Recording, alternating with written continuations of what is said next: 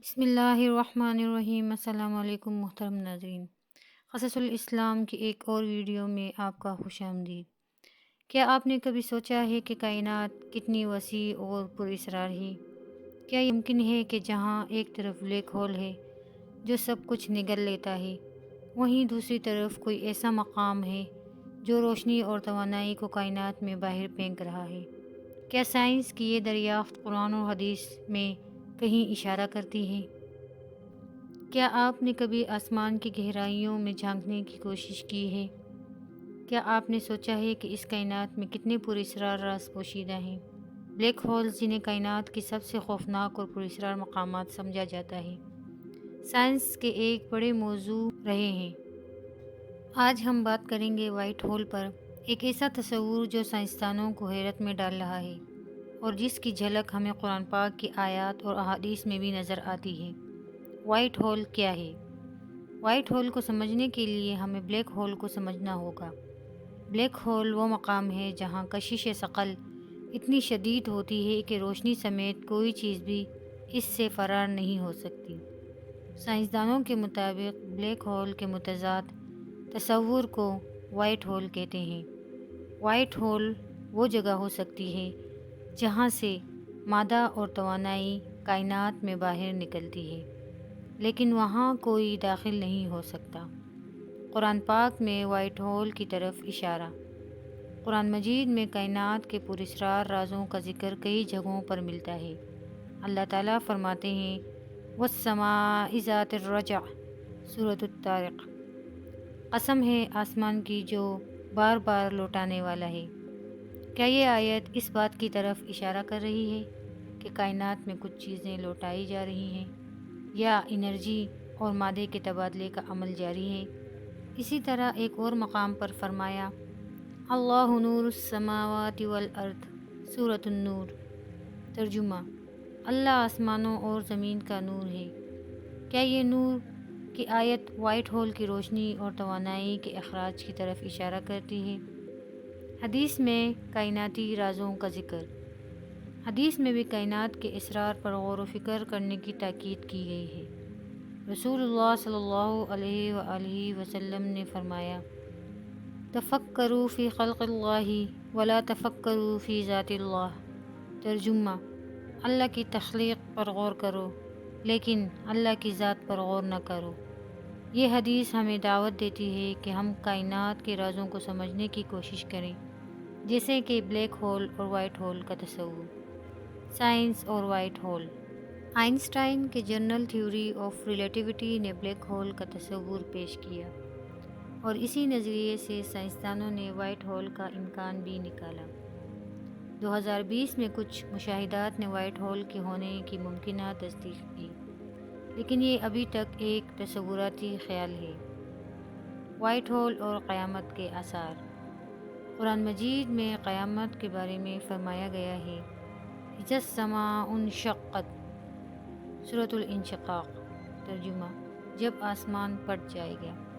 کیا یہ ممکن ہے کہ وائٹ ہول یا بلیک ہول قیامت کی ان نشانیوں میں سے ہیں جن میں آسمان اور زمین کے نظام درہم برہم ہو جائیں گے؟ وائٹ ہول دراصل بلیک ہول کے بالکل برعکس ہے۔ بلیک ہول وہ مقام ہے جہاں سے روشنی سمیت کوئی چیز باہر نہیں نکل سکتی، لیکن وائٹ ہول وہ جگہ سمجھا جاتا ہے جہاں سے مادہ اور توانائی باہر نکلتی ہیں مگر کوئی چیز اندر داخل نہیں ہو سکتی۔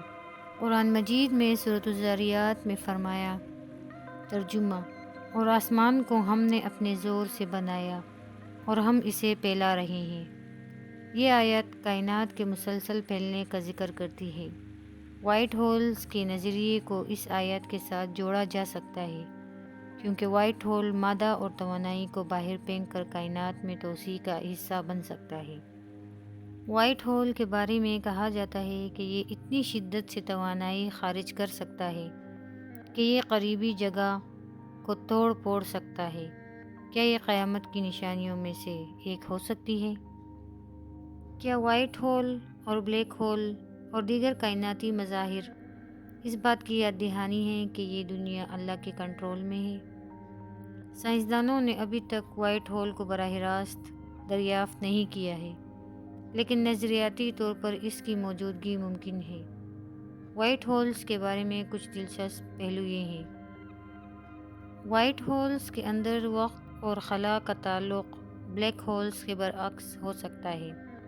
سائنسدان کہتے ہیں کہ وہاں وقت کا بہاؤ الٹ ہو سکتا ہے۔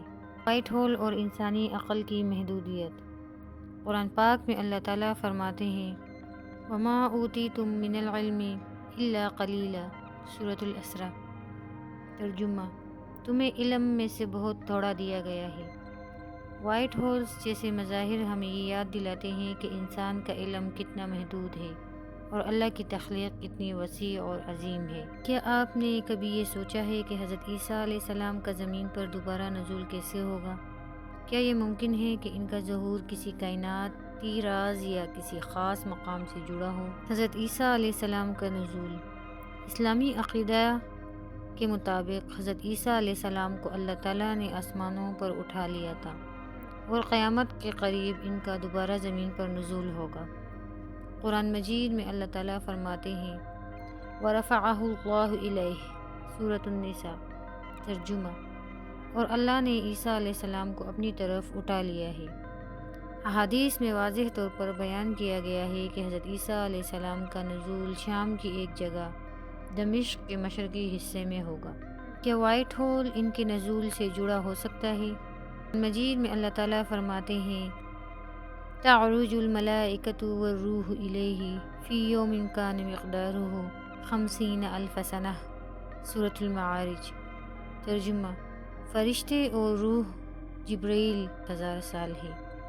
یہ آیت واضح کرتی ہے کہ اللہ تعالیٰ کے پاس جانے اور واپس آنے کا ایک خاص نظام موجود ہے۔ کیا یہ ممکن ہے کہ وائٹ ہول جیسے مقامات اللہ کے اس نظام کا حصہ ہوں؟ حضرت عیسیٰ علیہ السلام کا نزول اور وائٹ ہول۔ اگر ہم حضرت عیسیٰ علیہ السلام کے آسمانوں پر اٹھائے جانے کو سائنسی نظریات کے ساتھ جوڑیں تو یہ ممکن ہے کہ ان کا جسم کسی ایسے مقام پر محفوظ ہو جو انسان کے عقل اور سائنس کی پہنچ سے باہر ہے۔ وائٹ ہول جو توانائی کو کائنات میں خارج کرتا ہے، کیا یہ ان کے نزول کے لیے ایک ذریعہ بن سکتا ہے؟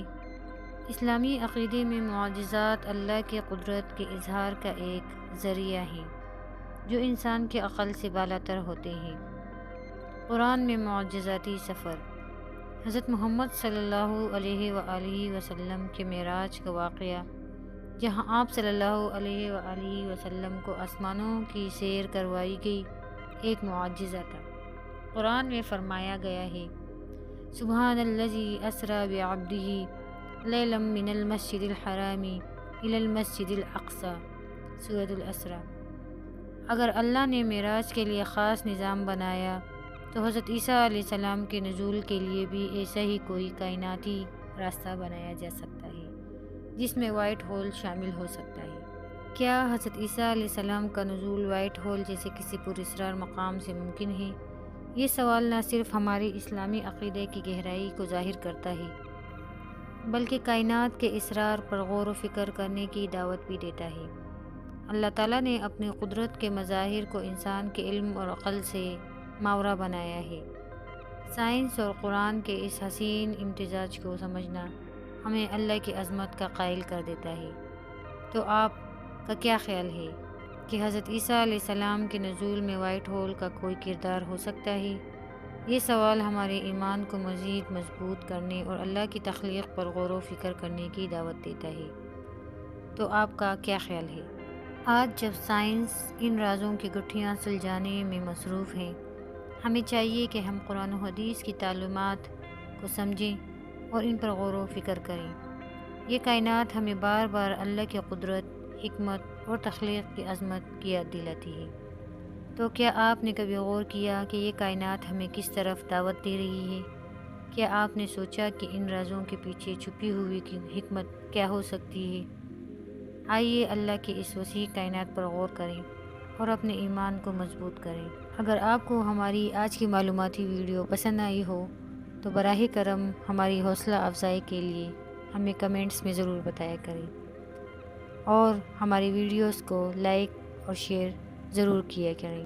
اگر آپ نے ابھی تک ہمارے چینل کو سبسکرائب نہیں کیا تو براہ کرم ہمارے چینل کو سبسکرائب کرنا نہ بھولیں۔ تاکہ آپ کو مزید ایسی معلوماتی ویڈیوز مل سکیں۔ جزاک اللہ خیر، دعاؤں میں یاد رکھیے گا۔